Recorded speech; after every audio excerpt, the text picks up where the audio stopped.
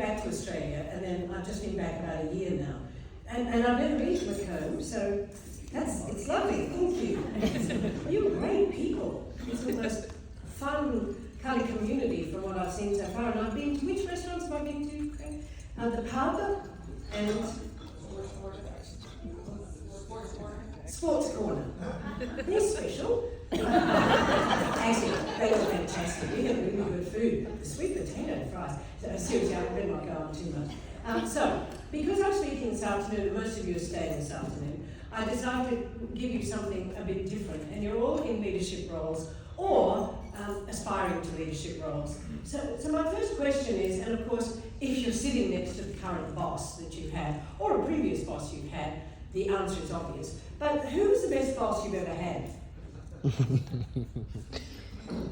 course, yes, of course. Everybody's the best boss. And if you think about it, your faces all sort of went, your eyes went this way, as your eyes you're thinking, because when you move your eyes, it's an indicator of how a person is thinking. Did you know that? In terms of neurolinguistics. So when a person moves their eyes sideways, they are, in fact, quite an auditory person. So when you're speaking, they're translating into their own dialect. But what do we do to people whose eyes move side to side? We label them what? Shifty, don't we? You know, when somebody's talking to you and their eyes are going like that, everybody thinks, oh, don't trust them, they're shifty. The poor buggers, they're just, thinking auditorily. They don't know how else to do it. And people who are very visual, their eyes tend to go up and sideways. It gets more sophisticated than this, but this is just a quick summary. Or they'll stare straight ahead. Or, I notice there's an awful lot of Americans I've noticed do this. When they talk to you, they close their eyes. Have you noticed that?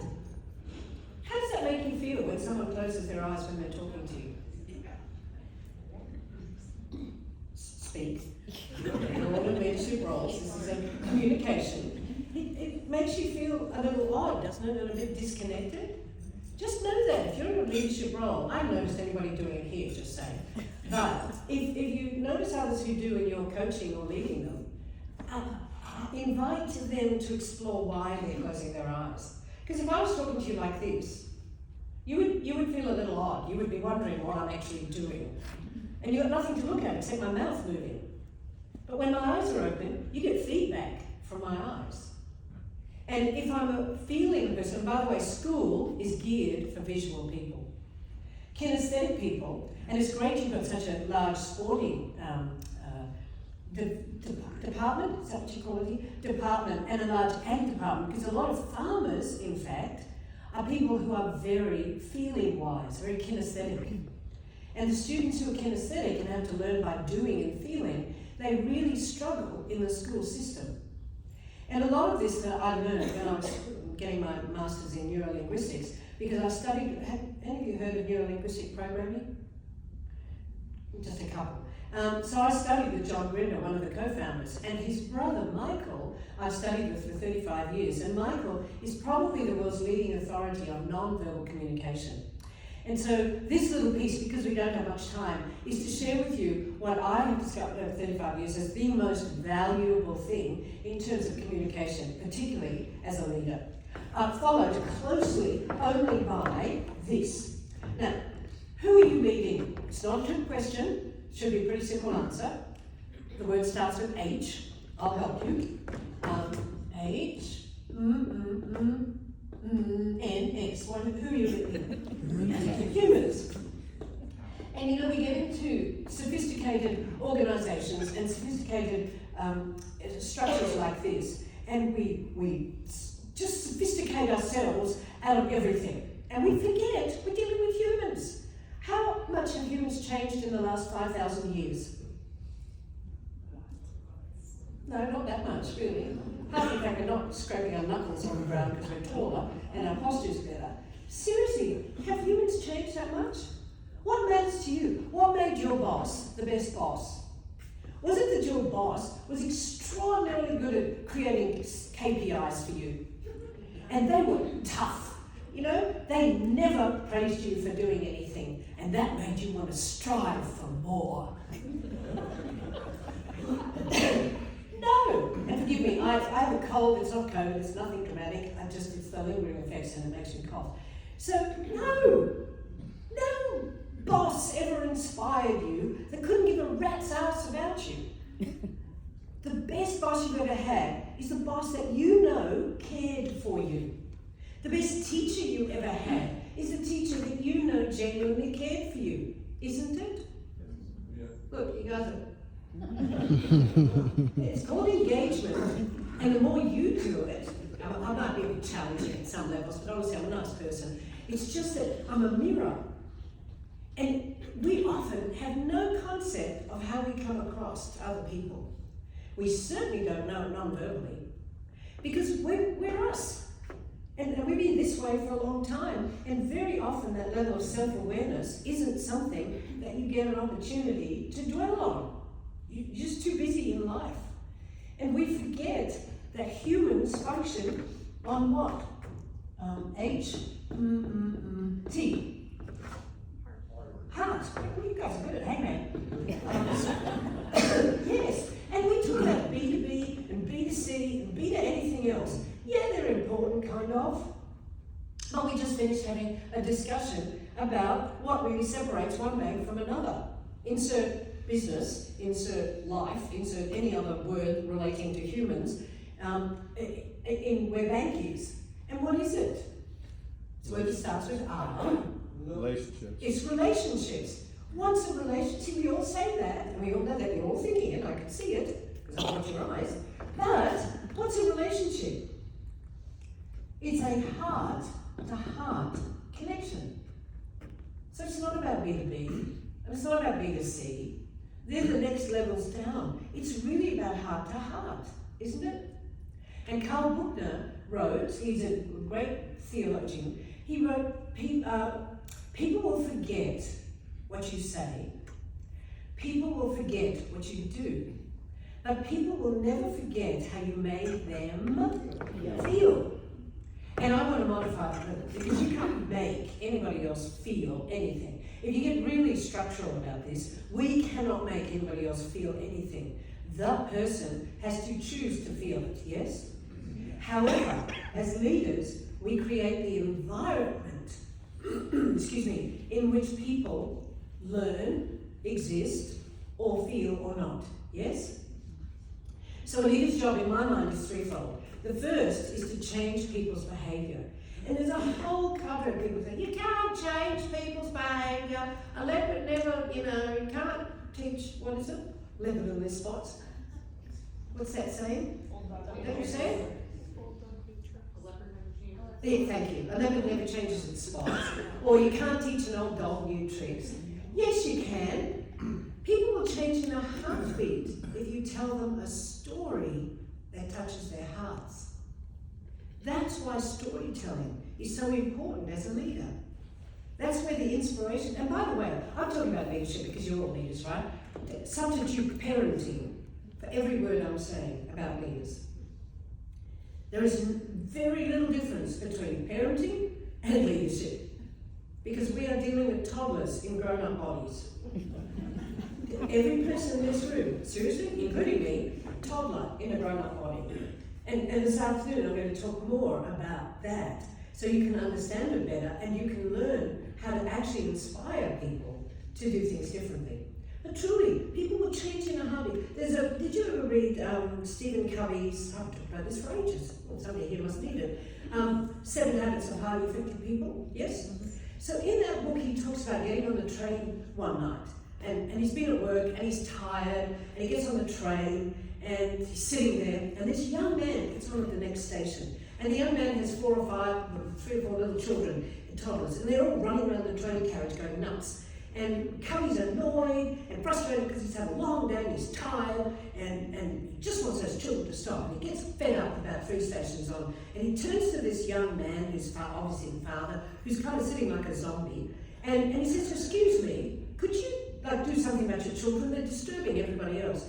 And the young man comes out of his zombieism and looks at Covey and says, oh yeah, look, I'm so sorry, we've just come from the hospital where their mother died.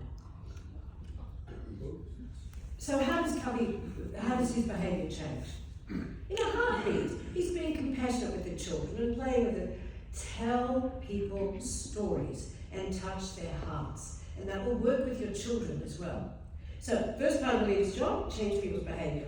Second part of the leader's job, create an environment in which people can be the best they can be. And that's fear-free and joy-filled. And we hardly ever pay attention to that. But I came up with a new term the other day that I was very proud of. It's called joy-onomics. And that's the economics of joy, obviously, or the value of joy at work. Now there's a truckload of research about how joy/happiness at work increases sales 37%, increases productivity 31%, reduces burnout 150%. I don't know how you get 150%, but that's what they said at Harvard. And it reduces turnover some massive percentage. And did you know that if you put the word kindness in any advertising you do to get new employees, you are more likely to get employees of value that will apply. Because for the younger generation, you guys, we bred you to be, obviously not the ones in this room, everybody else out there, a touch entitled. And a touch intolerant, so that you won't learn grit and things like that, because you get into a place that's slightly not comfortable, or you don't like it, and you go, well, screw this, I'm not staying here. And you move on. So now there is this tremendous glut of, or dearth of people who will apply for jobs who've got the grit and the resilience and the tenacity that they need. And it's a disservice to both, because young people aren't learning grit in the way old people like me did. Well, you just have to suck it up, sweetheart, and learn how to make it work with everyone around you, because then what you learned was how to interact with people heart to heart, and different people. And you learn relationship skills, which is so valuable. Third part of the leader's job is to help people believe in themselves. Because belief in your own ability is a better predictor of success than any level of skill. So for the people around you, you think back to your best boss ever, that was the one that actually believed in you and let you make mistakes and didn't beat you up because you made mistakes, but they helped you learn and grow from it. So for all of you, if you think about the best teacher, the best boss, whatever it is that you have, and use that as a benchmark and ask yourself, how much do I care? How much do they know that I care? How much do they know that I believe in them? How much do they feel safe at work? And you know, when I went into the workplace, nobody mentioned safety except in ergonomics and occupational health, which is what I was in. So we lived for safety, but it was all physical safety. Back, millions of years ago, when I started off in ergonomics and occupational health, nobody was worried about mental health or psychological safety at work. And I'm sure we still have problems, we didn't talk about it. So it's better now that we talk about it, but we have to focus on that psychological safety at work. And then there's that fine line between where people take responsibility for themselves and where we have to carry the can for everything. So it's a tricky kind of scenario at the moment, which is why I want to teach you this particular concept. So, you know that non-verbal communication is 80 to 93% of everything we communicate, yes? Did you know that? And most people think, yeah, I've nailed it, I've got it. I know about body language. I know this means people are closed off to you. No, they're not. This is a postural habit. Most people don't even know they're doing it. For example, all of you, just cross your arms for a second. Look at which hand is on top. So look down, look at which hand or arm is on top. Now exactly reverse them.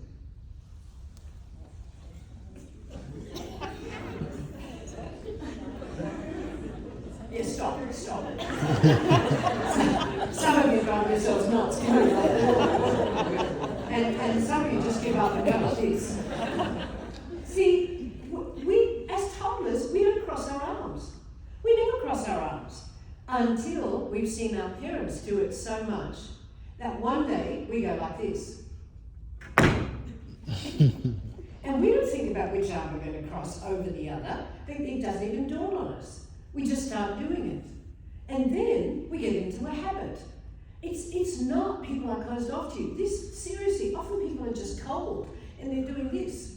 And if they cross their legs as well, more often they're not really closed off to you. Usually they're just busting to have a pee. And yet we've attached all these labels to it. So the rest of the really significant nonverbal communication comes through your vocal variety, voice tones, micro muscle, micro color changes in our faces, and our breathing.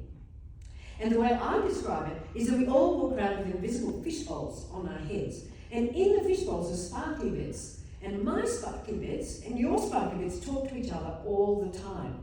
And if what's coming out of my mouth doesn't match what's coming out of my sparkly bits, what do you pick up? Always.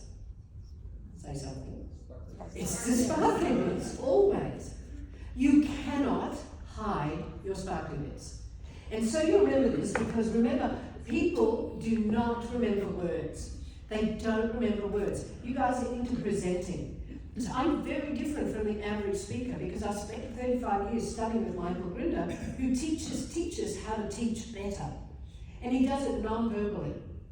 I used to be the only non-teacher in the class. And we would be going to these schoolrooms in Australia. He used to come to Australia. And we would be, and if any of you have been teachers in schools, bless you, it's a nightmare. Because we would go to these schoolrooms with 30 teenagers. Ew. And these teenagers, there was a really low socioeconomic group, this particular school. And we would go in there, and Michael had the capacity to stand behind the teacher, like right behind the teacher, move the teacher's arms, whisper in the teacher's ear, and he could control the classroom that way. And our task was to sit at the front of the classroom for 5 minutes, and at the end of 5 minutes, pick the 4 most troubled children in the classroom, whether it was a long-term or a short-term problem, pick the teacher's style, then give the teacher one different strategy to use that would impact their teaching and make them better. So it was a really fine-tuned, precise thing, and that's tied into this. Because your face, your voice, your body, and your location matter when you're presenting. And you'll notice that I can pace. You'll notice that I'll take time to look around. I'm not necessarily reconnecting with individuals in the room. I'm checking the room and I'm seeing barometers. Because there are people, individuals in this room that are giving you a reading of what's really going on. And what I'm doing is in fact a conversation between us. And I'm responding to what I see happening non-verbally. Does that make sense? And as lecturers, so I'll just throw in a little bit because there's so many academic people here. As lecturers, you've got to be really careful. Because what happens is that you think the knowledge in your head is transferred to the knowledge in the student's head via paper or just speaking it. And it isn't. They need to be engaged and involved in some way. And I'm much more interactive, but I know you guys are going to be here this afternoon and you'll see how much more interactive. So what I was doing is giving you a little kind of process level so you can watch what I'm doing this afternoon when there's 300 or 400 people. And you'll see the interaction going on between me. Most of you are going to be sitting in the front, so you won't catch it that much, but if you're sitting at the sides, you can try and catch and watch what happens. And you'll see me jump about, but I don't pace. Because when someone's pacing on stage, what does that do to you? Most people, they're not even conscious of it. But now I'm starting to pace while I'm speaking. What happens? You focus on the pacing. And there's a part of you at an unconscious level that's wondering, when's she going to stop pacing? And then you stop listening, because I'm too busy pacing. And one of the other critical pieces for you to understand is the power of the P, E. That's a tricky one. The power of the pause. The pause is one of the most significant things that you can use in any form of communication. Because if I started speaking now, I'm amazed at how Americans can speak as fast as they can, particularly young Americans. Have you ever noticed that? They never take a breath and they just keep talking really, really, really fast. And I get some people where I look at them and I just, after a while, about 2 or 3 minutes when they're talking like this, that I can't even talk as fast as they're talking, I have to say to them, I'm really you said. Could you slow down? Seriously, I don't know. I honestly cannot comprehend how people can speak that fast. But if I was standing on stage, and that's how I was speaking, if I just kept going and going and going, and it doesn't really matter what the content is, because by now you're losing the content, because all you're doing is thinking in your heart, when is she going to stop and breathe? Because if she doesn't breathe, I can't breathe. And then when I stop and breathe, you're So the power of the pause is when you breathe. Excuse me. And it makes a huge difference to the impact that you have when you're presenting. But let's go back to sparkly bits, because people remember symbols, they don't remember words, they remember symbols. So here is my symbol of sparkly bits, so that you'll be able to take this with you forever. This is possibly the most important thing anyone will ever teach you about communicating, ever. So when you walk, well, let me give you an example. Think of your least favourite person at work. Just one, and don't point. So, think of your least favourite person at work. Let's say you're sitting at your desk, and you see them walking towards you. Now be honest, are you inside your head thinking, fabulous, here's this amazing opportunity to practice forgiveness, compassion, love, and kindness? No, you're not thinking that. And the problem is sparkly bits are what you're telling yourself. They're the story you're telling yourself. So this is what happens, because typically this is what you're saying. Least favourite person walking towards you, you're sitting there going, no, not today. Oh, no, just die now, die there, right? Just die now. And they're walking towards you, and as they get closer, you say, hi. What do they pick up? Die now, die now. I can't cope with you today. You cannot hide arguments. Now, because we have younger people here, I will just take this. And please don't be offended. If I offend anybody, can you just say to yourself, forgive her, she's an Aussie. I did not wake up this morning thinking, how can I offend these people today? And you know, honestly, it's easy to offend people here. And I don't really mean it. So just keep breathing as I'm doing this, right? Because I'm helping the young ones. This is for people who are single but desperate. Now, of course, there are no people in this room who are single but desperate. Don't point. That's not kind. He pointed. And so single but desperate people go to places where, you know, single people hang out. And they stand or sit there, and somebody starts talking to them, and they say, I love my life. I love being single. I love the freedom. I love the independence. I just love being single. And there's sparklers that go, I hate my life. Help me, please. Please go on with me, please. Don't leave me. Come on, please. Is this not true? And we get so sophisticated, and we don't talk in simple terms like this. And I didn't know if I could do this here. Can I?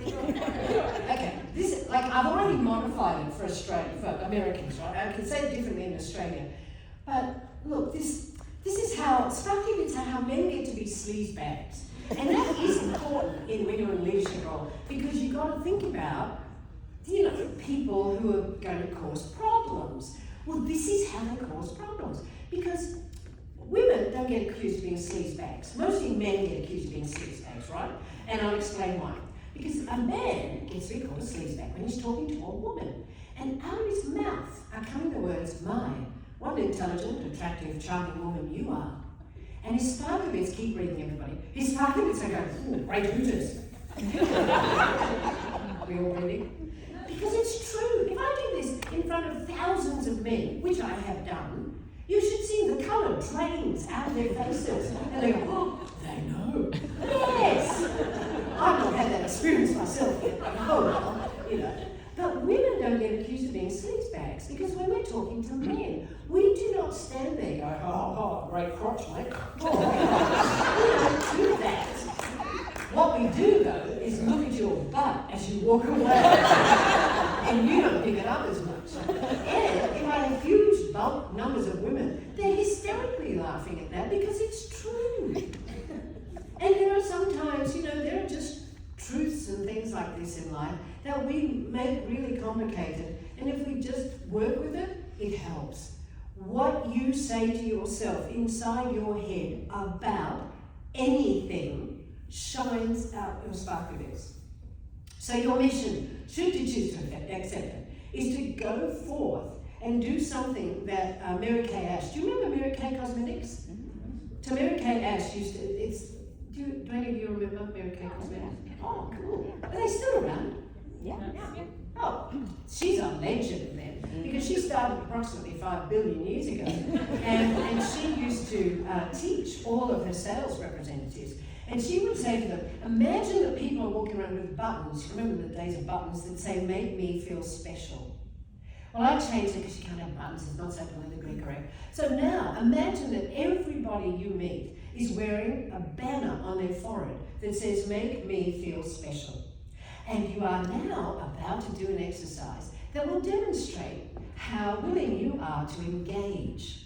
And remember, you're the leaders.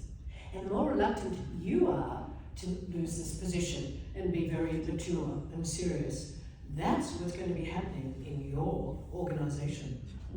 Because what people don't say to leaders out loud these days is that a fish rots from the head. That's a story and a metaphor. Because you can look at your corporate culture, and if you don't like it, look in the mirror. Because who's in charge of the corporate culture? Ta-da! That would be you guys, seriously. You create the culture. Just as parents create the culture in a family. Just as coaches, a culture in the team. Who you are really matters.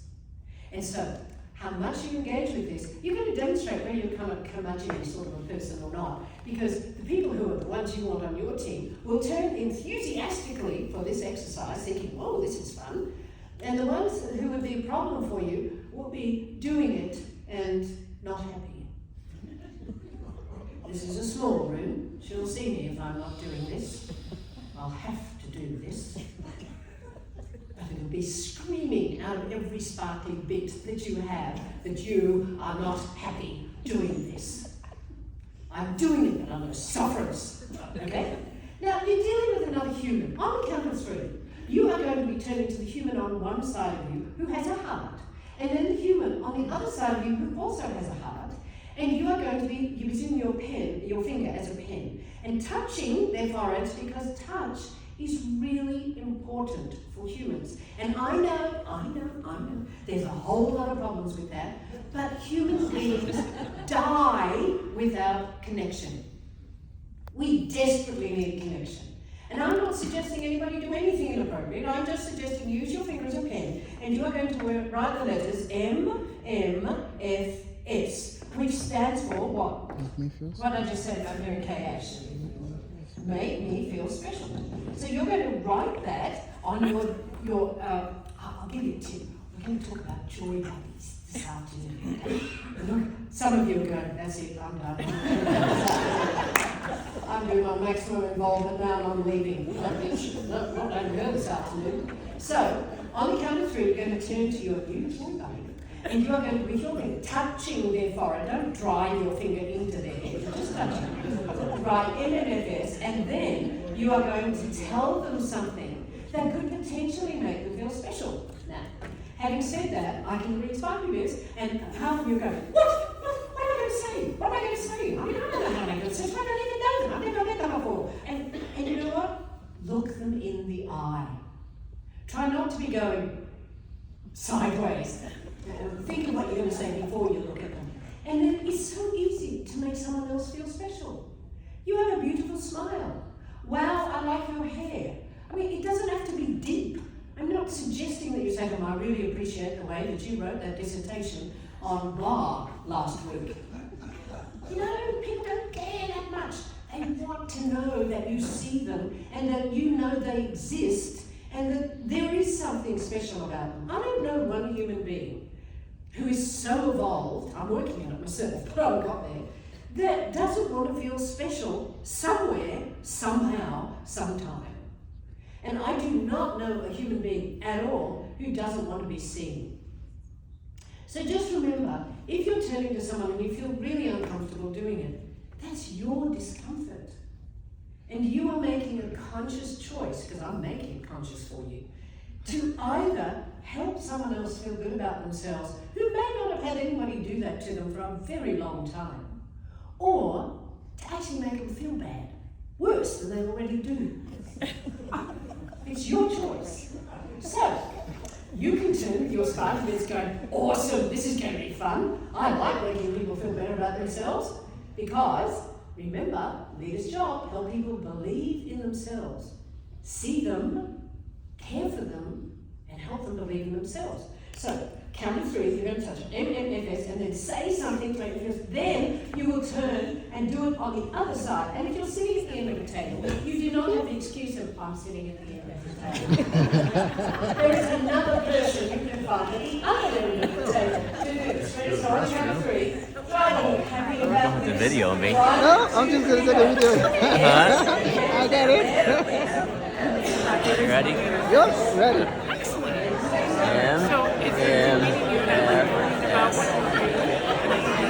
Hey, I like your glasses, man.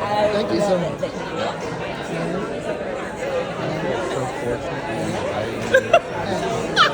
Thank you so much for making me feel comfortable sitting here and making me happy. So I feel comfortable. I hope you're enjoying it. It's awesome. I didn't have a gym in my basement. Right. I have always appreciated your drive and your ambition, and you are never at a loss for words. I am doing. I'm like, never getting recorded while we're doing it. I was like, what's this guy doing? What's the job? You are. Thoughts like that. Sometimes it can be a little. I can trust that.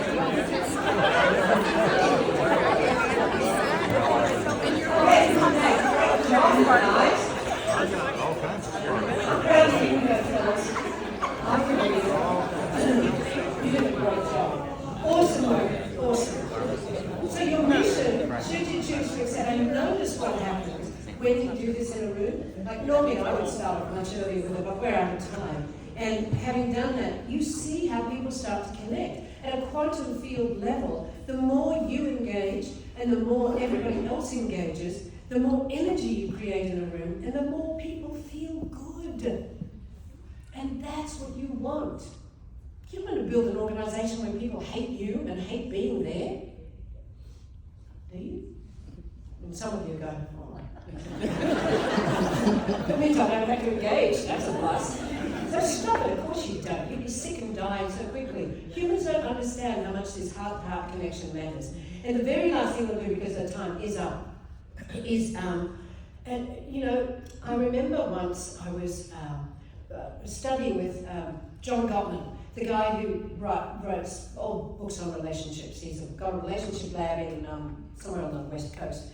Anyway, he was saying that one of the things that we forget to do in relationships as a kind of a harbinger of doom is we forget to honour each other. And the minute he said honour, the image that came to my mind was my nephew. I didn't have children. I wanted them, but I couldn't have them. So my nephew was like my child. And he was the most precious, amazing little 2-year-old with blonde hair. And my sister used to hate this. I'd come in the driveway of her house. It was a really long driveway. And I would yell out, yoo-hoo! And this little blonde boy would come running out of the kitchen and he'd hurtle his way up the driveway with his arms out like this going, Amanda! Amanda! Have you ever had a child do that to you? If you haven't, rent one. I swear, it's the best feeling on earth. Your heart explodes with joy. And so we're going to finish up, and then you're going to run out of the room really quickly because we have to rearrange this. We're going to honour each other. And the way we're going to do this is to turn to this new best friend of yours, and you're going to say, oh, it's you. And then it's like, oh, it's you. And you are not permitted to go like this, oh, I can't believe we're doing it. Oh, it's you. Oh, it's you. Force yourself to bring your heart up for something that you haven't stopped high and taken. And honour the person on either side of you, because you have no idea what their life has been like. And you have no idea how hard a struggle they've had, and every single person in this room has had a struggle. There is no one, I suspect, that would be sitting here going, oh, no, not me. I just had a blessed childhood and I just had a blessed life really, and I've never had a problem ever. I'm surrounded by friends, family, everybody's healthy, happy. Yep, awesome, everything's go. No, we're human. We're all growing and developing, including me, and having dramas and tragedies all the time from which we learn. So honour the astonishing being that's sitting next to you. So, you ready? On the count of, and you go like this, wait. Do you not sort of go, it's like, oh, it's you. And have your eyes sparkling along with your sparkling lips. Ready? 1, 2, 3, go.